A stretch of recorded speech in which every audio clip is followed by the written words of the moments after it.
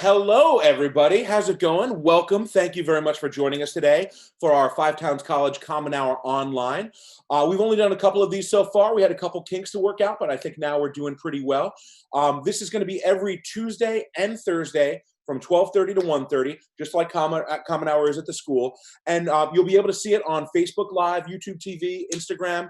So just so you guys know, if you have any ideas for any kind of events you might want to see on Common Hour online, we want to hear from you. Anything you want to share at all. So please make sure you email campusevents@ftc.edu. That's campusevents@ftc.edu. We have a great show for you guys today. First, we're going to actually start off with the president of Five Towns College. We tried to get him in last week. We had a couple difficulties, but he is back today. So please, guys, welcome our president, David Cohen. David, how you doing? Good, good. Thank you for having me, Ryan. It's a pleasure to be here. Thank you. Great to see you. So how are you holding up, man? How are you and the family holding up during all this? We're doing what everybody is doing. We're trying to stay safe. We're trying to keep everybody else safe by staying home. Yeah. And we're doing okay. Thank God. Thank God. Great, man. That's great. So maybe you can tell us a little bit about how Five Towns is operating for the second half of the spring semester, given the current situation. Well, that's great. Thank you for that question. First of all, I want to say thank you to you and to everybody in the Five Towns College community for how they have pivoted really successfully to an online environment. I know and I hear stories about different struggles and difficulties that people are having, but overall, we're making that transition. Everybody recognizes what we're up against, and everybody is pulling. Students, faculty, and staff, and everybody in the online education division, particularly. Sure. So thank you to everybody. Our first priority in the new term, in the new reality, of course, is to make sure that everybody is safe, and that everybody is in a position to protect their own health and those of their families. So that's our number one goal and our number one priority.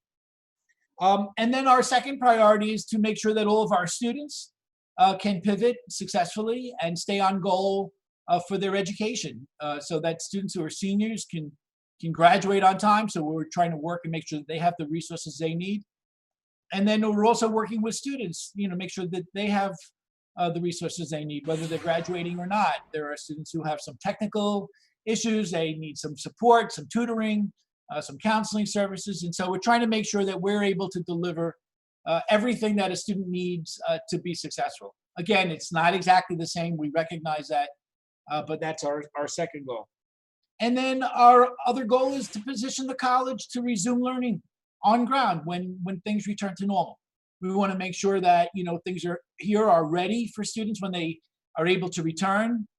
We just completed a renovation of the Mac Lab in 319, which was long overdue. So we finally had a break and were able to get that done before the stop work order was issued by the governor. And so that's our third goal. And again, I want to thank everybody, particularly again the provost and the online education division. So that's what we're doing for the spring semester.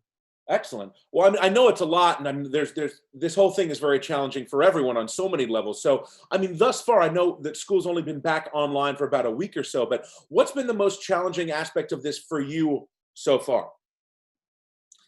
Well, we saw this coming. When the president closed the border with China, I thought, gee, if this came to the United States and we had to stop teaching on ground, what would we do? And thank God, our leadership team got together a month earlier and started transitioning the faculty.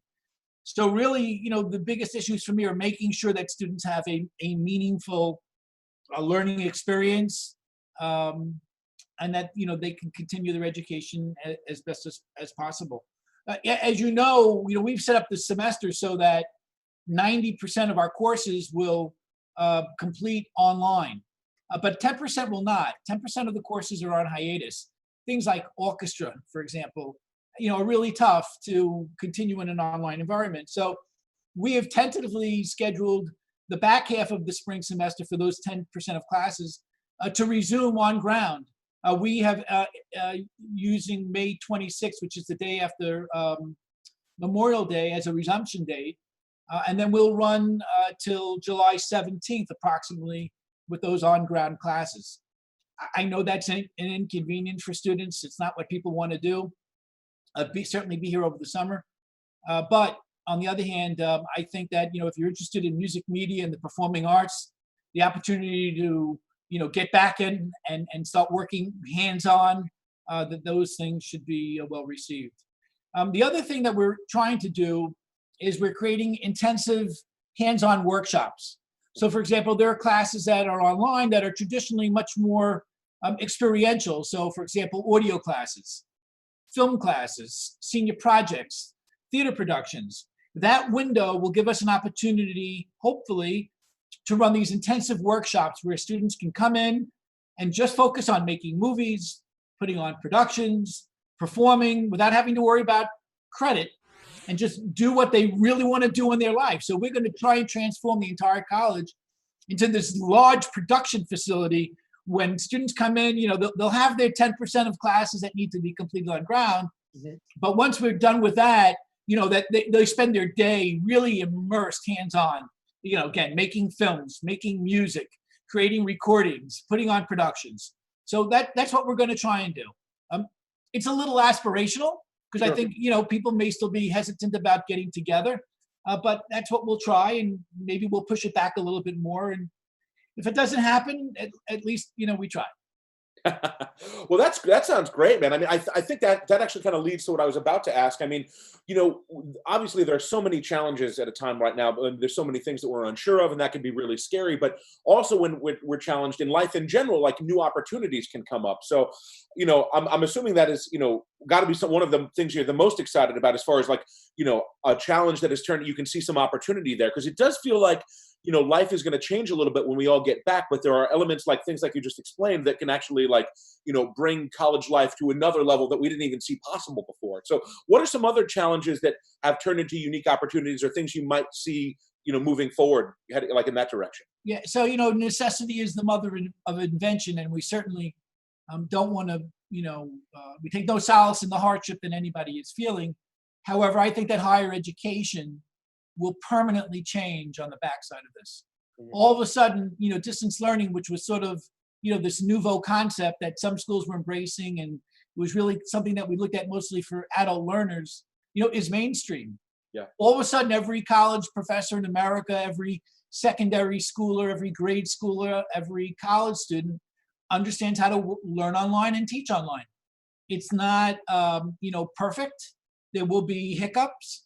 But boy, in terms of change, yeah. So one of the things that I've been working on with the provost is we are making an application to the state education department to permanently keep some of our programs and courses online.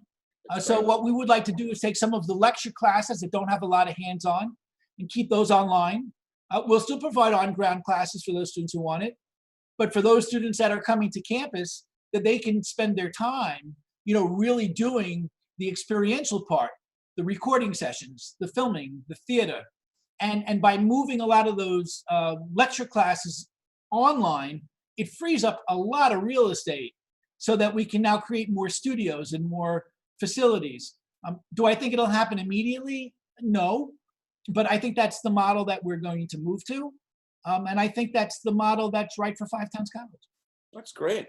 So what is some advice that you would give to a five-town student trying to navigate through this new model? Because it can be a little daunting for people that haven't done it before. So what's some advice you'd give to them? I think the key is, like with everything in life right now, is to be patient, take a deep breath, and work your way through it. Nobody expects the faculty or the students to be, perfect in terms of their online learning and online teaching capability. So take a deep breath. We are going to exercise the utmost flexibility so that students have the opportunity to achieve, and so that they don't get left behind. I guess that's really the model. We don't want to leave a single student behind.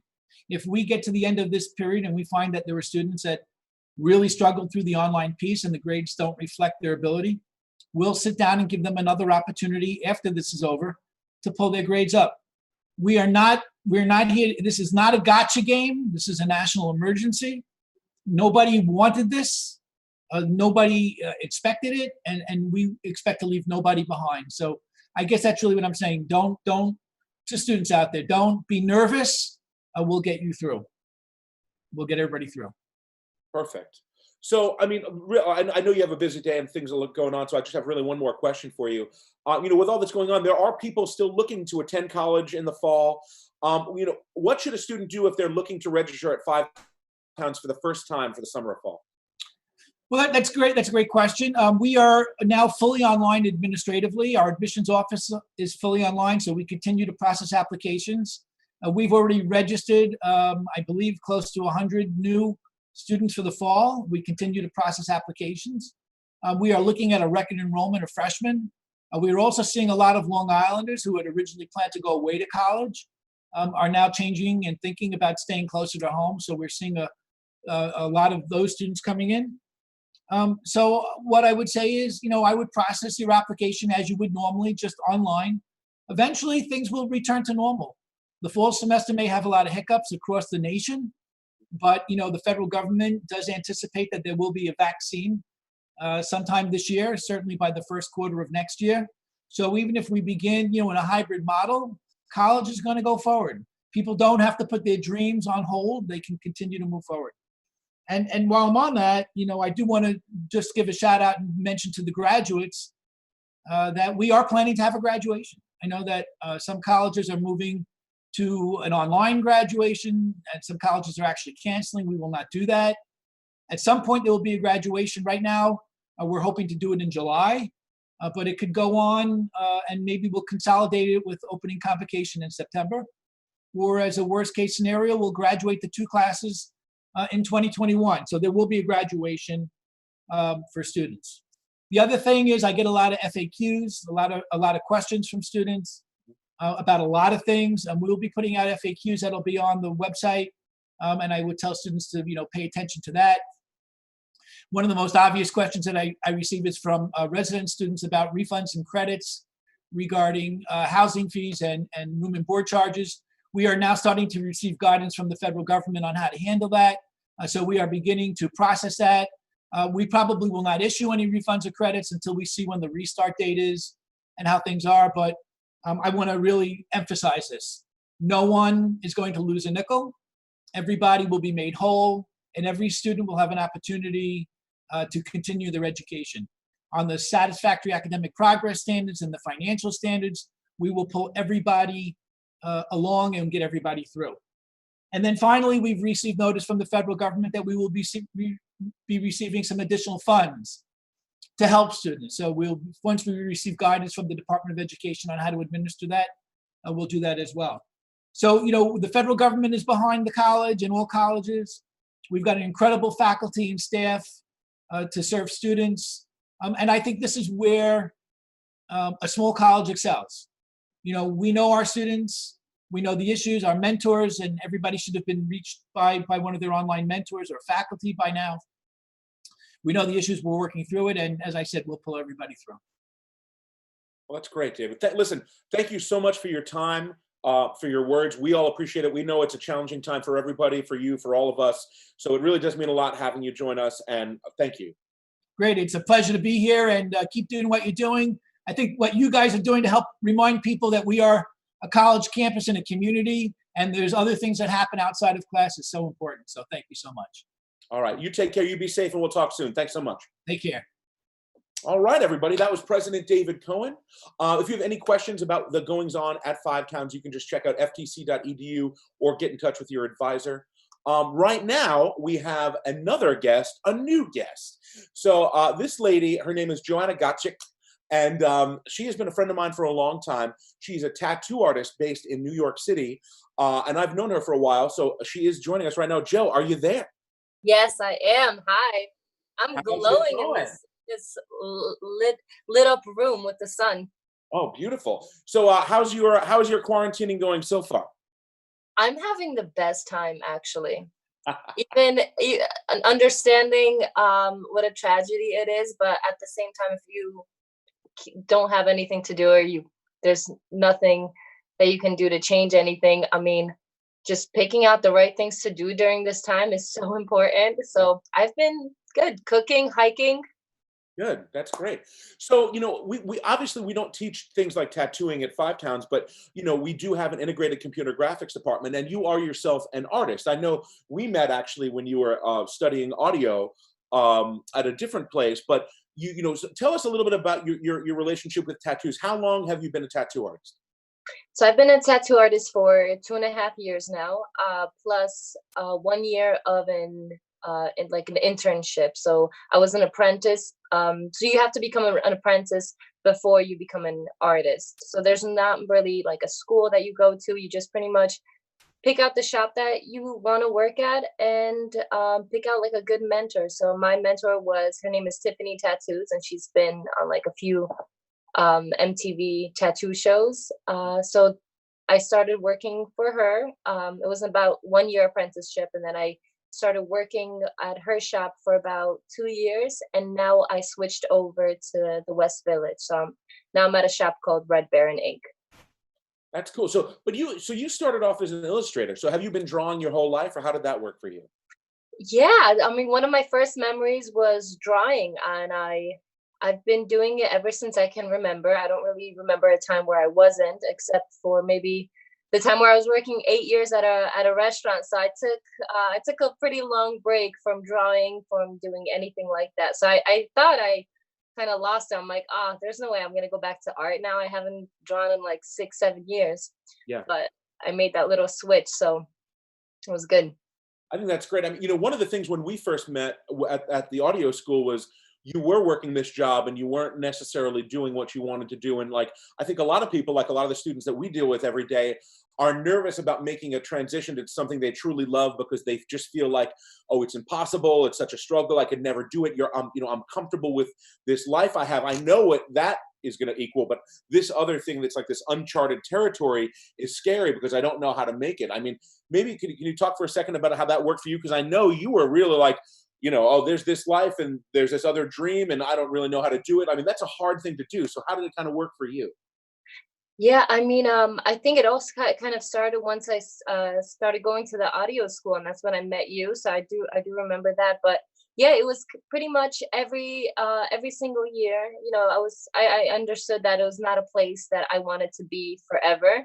But man, once you get used to a job that you don't like, but then there's slowly like benefits to it, you're like, all right, one more year, and then I'll quit, and then I'll do something I love, and then the next year rolled around and I kept repeating it every time. So it became a pattern. After the fifth year, I'm like, all right, last year and I'm out of here and I'm going to do something I actually love.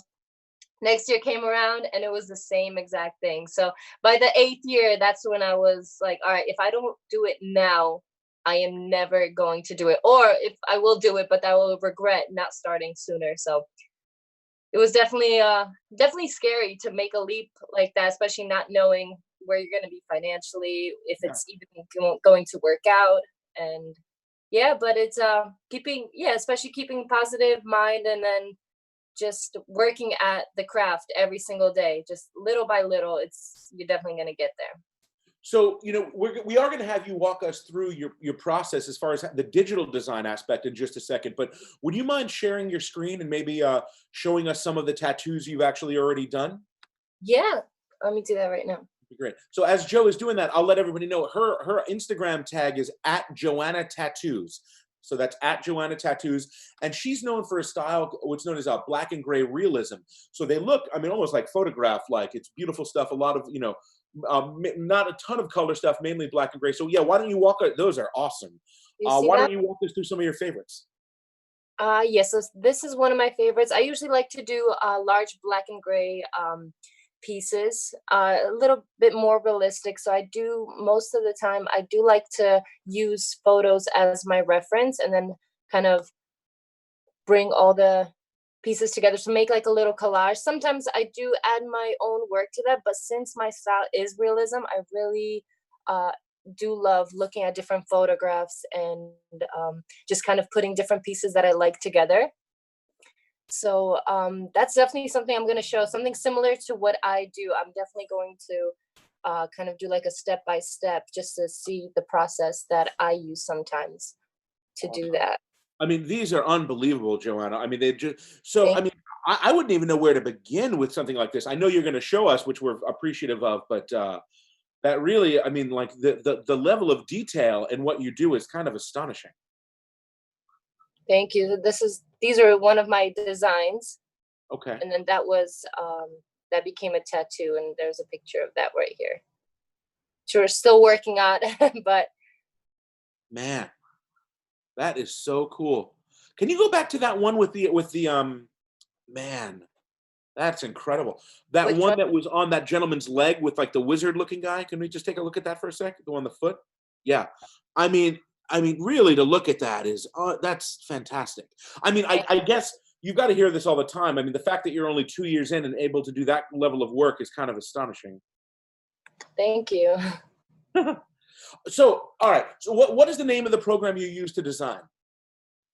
So I use Procreate. So the program is pretty much like a digital painting program, but you can do so many different things with it. So I figured that would be the best, especially for an audio school. So not really thinking that everybody is an artist and everybody paints and everybody draws. And that program is not just for people who do that. So it is, I mean, there's different like brush strokes, there's different mediums that you can use to create a drawing or a watercolor painting or something that looks acrylic. And there's also effects that make the paintings look oil. So if you're into that, it is unlimited with what you can do. But the thing is that you can also use it as to create portraits, to create designs, to make album covers. You can easily, whatever photographs you have and you want to create something out of that, like a collage or any type of design. I'll do like a step-by-step on how to bring that together so it looks very natural and more has like an organic feel to it. That's cool. So can you walk us through the process right now with Procreate and how it works a little bit and show us how it's going to work? Yeah, let me share the screen again. So I'll do, let's see.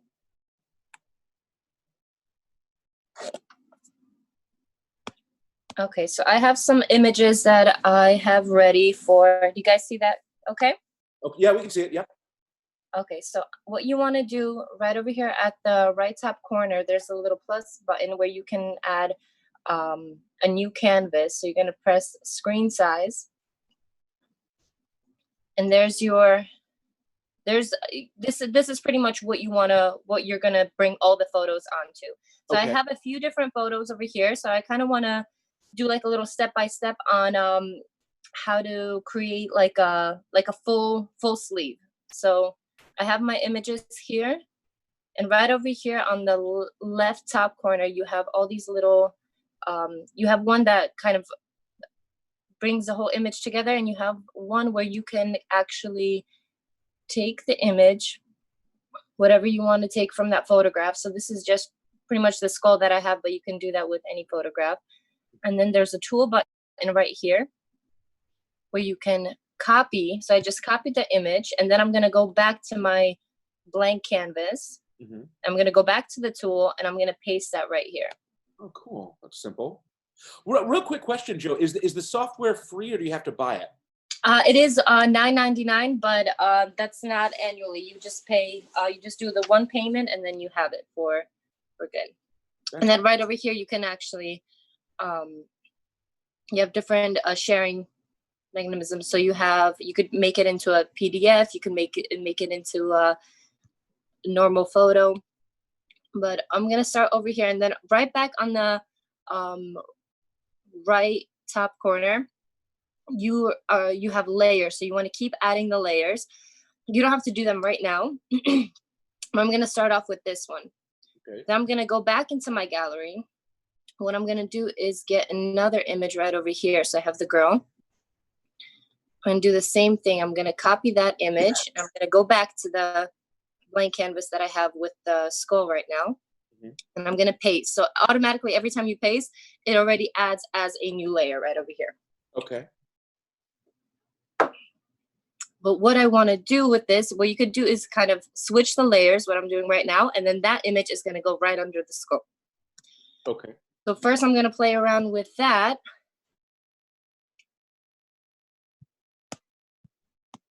I'm gonna move the lady right underneath. And what I kind of want to do is have the skull to be right on top of her head. Mhm. But another cool thing that you can do is go into the tool over here and there's opacity. So I kind of want to bring that down a little bit. And then that way I can kind of maneuver around where I think it's gonna fit the best. Oh, that's cool. I'm gonna close up and then I'm gonna go back on the right top corner and then there's the eraser. So what I want to do is slowly erase the black around the skull. Sure.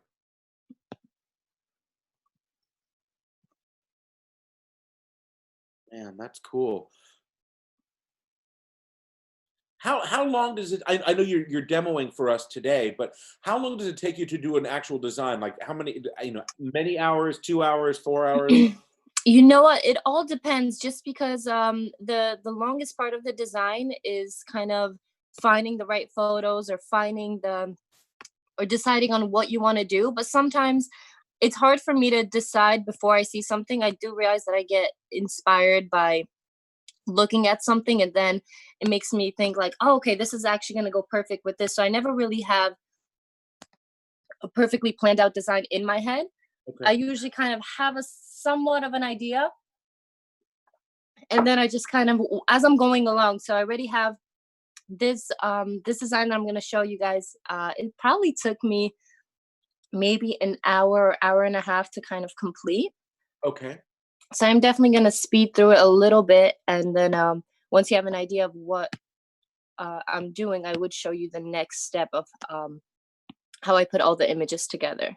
Sure. Right over here, I'm just going to keep erasing just because I don't want the images to look like they're separate from each other. Mhm. So right over here, I already have this, but I don't need all this right here. Right. So I can erase it, but then again, I can always go back and start adding in the next step. So I found this flower that I think it's gonna go great into the sleeve. And usually if you do sleeves, what I like to do is use floral as like a fill-in. Why is that? You know what? They have it's intricate enough to be as a separate piece, but it's also a great fill-in because it doesn't have too much going on. It's intricate enough for a tattoo, but it doesn't have too much going on where it's going to actually take away from my focal point, which is right now the girl and the skull. So I'm gonna add that in over here and do the same thing with the opacity, just to make sure I add that right over here. I'm gonna turn it up a bit. And then I want to erase a little bit just so I could get the girl back in here. So that's really cool that it just erases that layer, and then the layer right behind it is exactly as it was. That's really awesome. Yeah, and the thing is that when you do album covers, you can pretty much do the same thing. I'm sure like a lot of album covers have been done on really professional and intricate like Adobe Photoshop. Sure. But if you have your photographs, this can work really well. That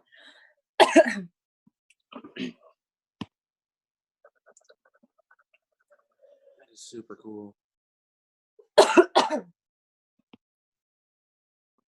Let me ask you a question, Joe. I mean, I think actually somebody just asked this on Facebook. In order to become a tattoo artist, do you feel like you need to be a great freehand artist? You know what? It's always best to be an artist if you are going to do tattoos, but there's a lot of artists that do a little bit more. If somebody does a lot of fonts or somebody does a lot of lettering, you don't necessarily have to have an artistic talent. Mhm. But as a tattoo artist, I feel like it's best if they do, because that way they just have a natural way of making the designs. They have an eye for it. So that way, right over here with the tattoo design that I'm doing. So I'm gonna do another layer just so you guys understand where I'm going with this. Okay. So I would say this would be the arm. Actually, I'll make the pieces a little bit smaller.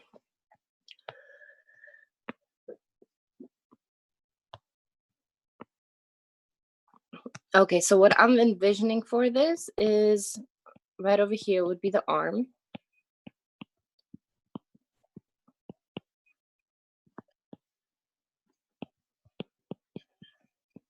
Your nonsense sketch arm is 100 times better than any arm I could ever draw. So that's lovely. How many arms have you drawn in your life, Ryan? I'm gonna say somewhere around none.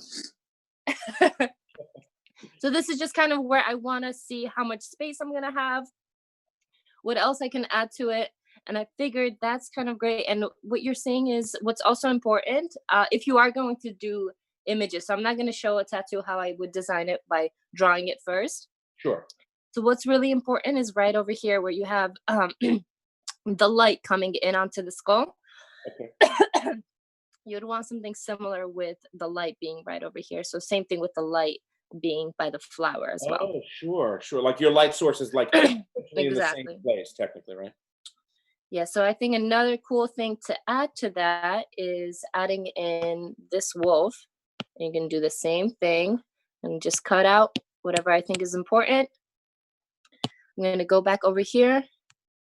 But now the problem is that the wolf is getting the light from a different direction. So right on the bottom over here, I am going to flip it horizontally. Oh. I'm going to add that in. I'm going to add it somewhere around over here. And now I'm looking at, there's a lot of white over here. And there's a lot of like nonsense and just kind of negative space. Uh-huh. So I'm going to add another layer. And this is where it gets kind of cool because that way you can see what you can actually do with it. So right over here, right at the top, this is where you have the brush library. So you have different, so when you go into the sketching, you have different types of pencils and you have different like softness of the pencils as well. Then you have the ink, anything drawing, calligraphy. So these are great with any type of lettering that you want to do. There's paint, there's, so I'm going to choose an airbrush.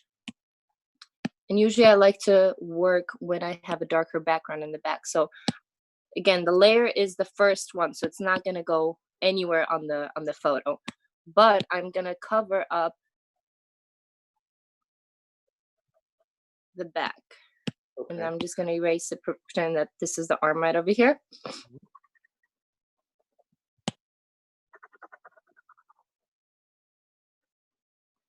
So we pretty much have almost the full sleeve done. Yeah. I'm just going to add what I think goes on the bottom. I'm going to add, I found this image. This was pretty cool. So I thought that would go great on the wrist, right under the wolf. So the thing is that now for my bottom half of the arm, I want the wolf to be the focal point. So I don't want to choose anything else in there that would take away from the wolf. Okay. So I have this right here, and I really don't care really for the head. I really do love the arm with the lantern. So I'm going to keep that right there. Okay. And then I'm going to go back to right on the left under the adjustments. I'm going to go into the hue, saturation, and brightness. And I'm just going to take down the saturation since I'm doing everything black and gray. And now the image is black and gray and it kind of fits in with everything over here. I'm just going to erase this part right here. Also back into the wolf. And then I have one prepared where I actually took a longer time. So everything's Okay. kind of. Yeah, we know. Obviously, time is of the essence here, but the fact that you whipped that together so quickly is wild. Yeah, so you want to go back in here, and you could change the opacity even of the eraser. So if you don't want to erase too much and for it to be too harsh, you can just go right in here. And I want to do the same thing with the image over here. And to not make it boring and just kind of have it in the like dark and gray on the bottom, you can go back, and I chose some trees that were kind of like dark and eerie that I thought would go great with whatever I'm doing over here.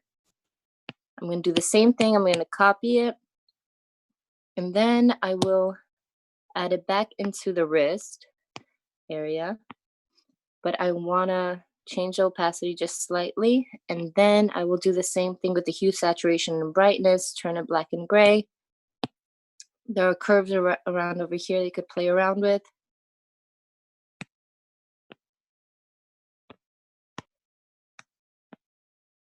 I take that, and I think it's going to be best if I have that layer underneath the lamp so it doesn't take away. Sure. And I have just some background of the tree. So then I have that right here. I'm gonna erase some of the images in the back.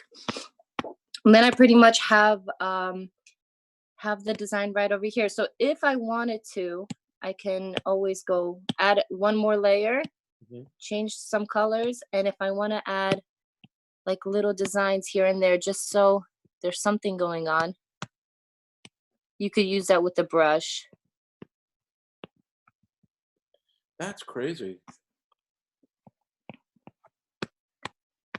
So there it is. So the one that I'm going to show you is actually, and the thing is that before I show you that, since all of them are separately in layers, you want to go back to the tools and you want to go on share and then save it. So right over here where it says share image, you want to share it as what I like, just JPEG, and then just save image. So that way, when I go back to the image, it's pretty much the image of the whole entire design instead of just all of them separately.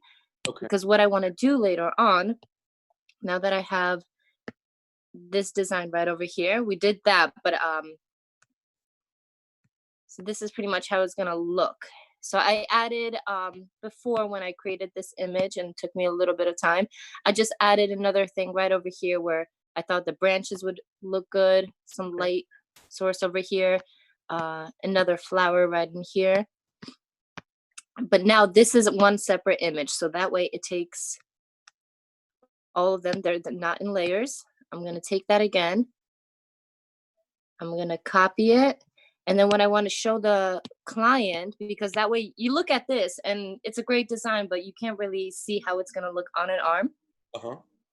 So then I have a very very chiseled arm over here that I chose. That's obviously a picture of my arm, which I appreciate. It is. It's the ones that you sent me. That's So I'm gonna paste the image right on the arm, just so the client understands how it's gonna look like, what my vision was. I'm gonna take that. I'm gonna change the opacity right over here,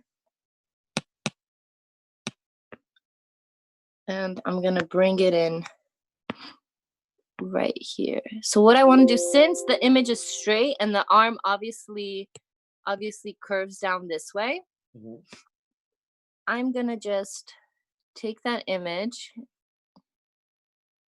change it right over here, and then I'm just gonna erase whatever I don't need in that arm.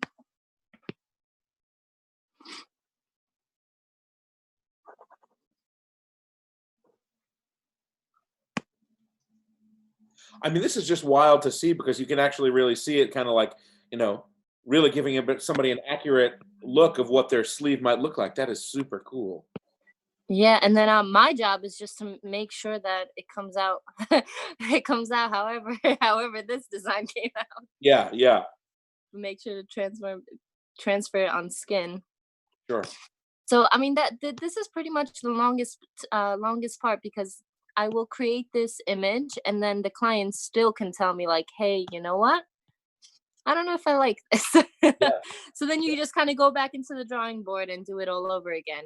But so I have my bottom, and that way I'm gonna erase the wolf as well.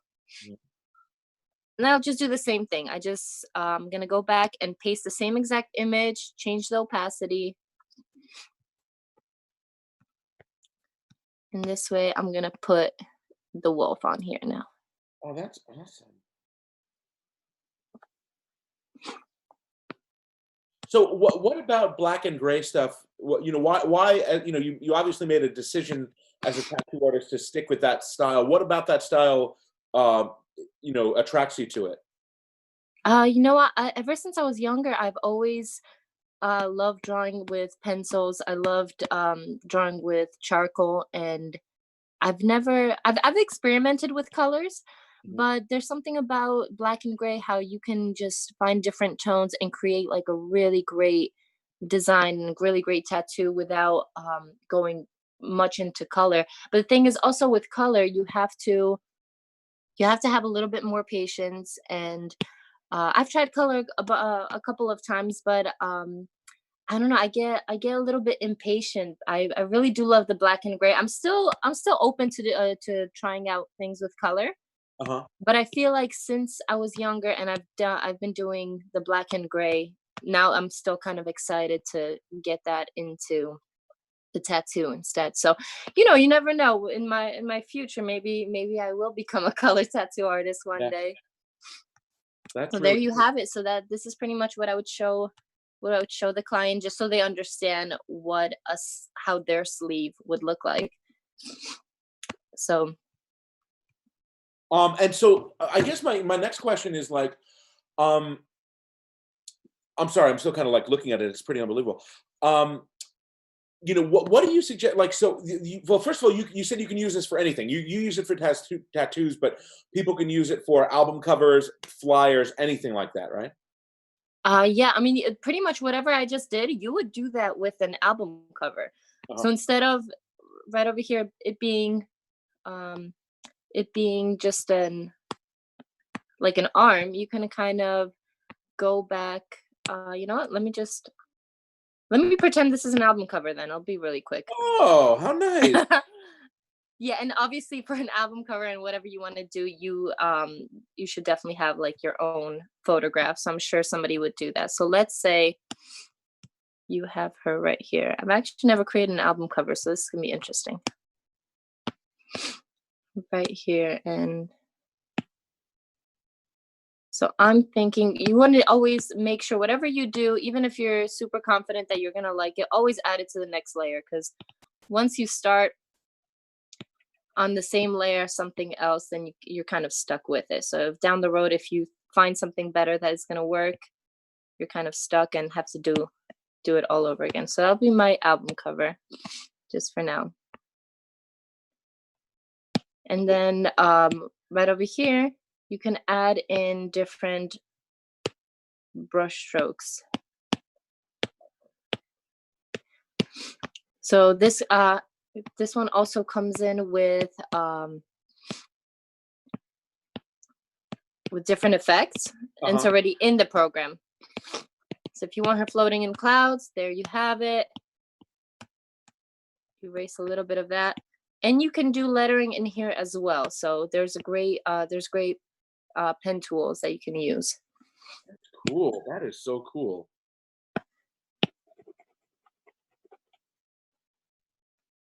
Wow.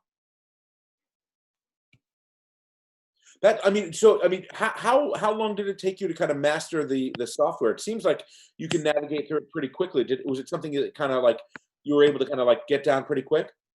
You know what? I was surprised, because the thing is that I'm not really great with technology. So when I started with tattoos, I just did a pencil and just paper, and then try to make a stencil out of it. So once I got this, I was just like, oh man, another thing to learn. But it was super easy, because Yeah, once you kind of play around with it a little bit and then you see what you can do, then you let yourself be a little bit more creative, because you know what's possible with this.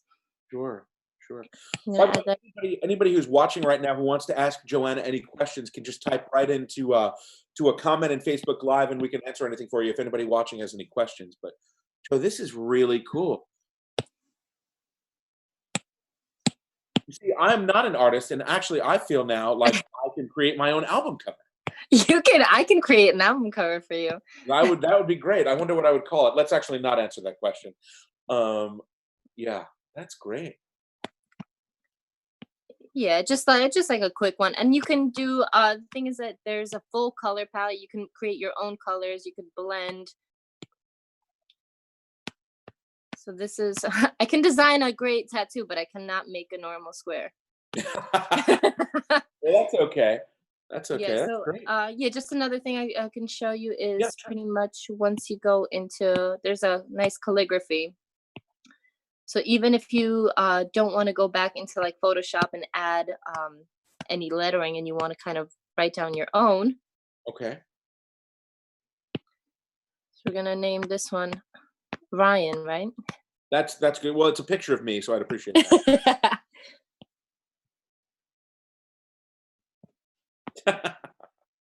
You have that. There's a water pen. So there's so many different things that you can do. Yeah, that's great. That's really cool.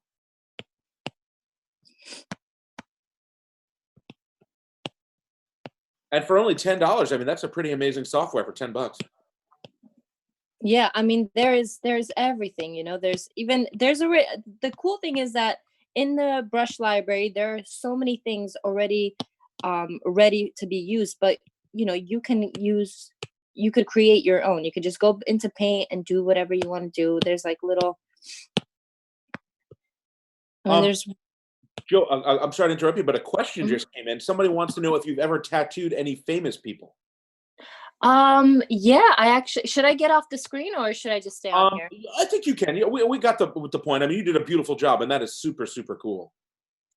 All right, cool. Let me get back into this. Come back to us. Come back. I'm gonna come back to you Come guys. back.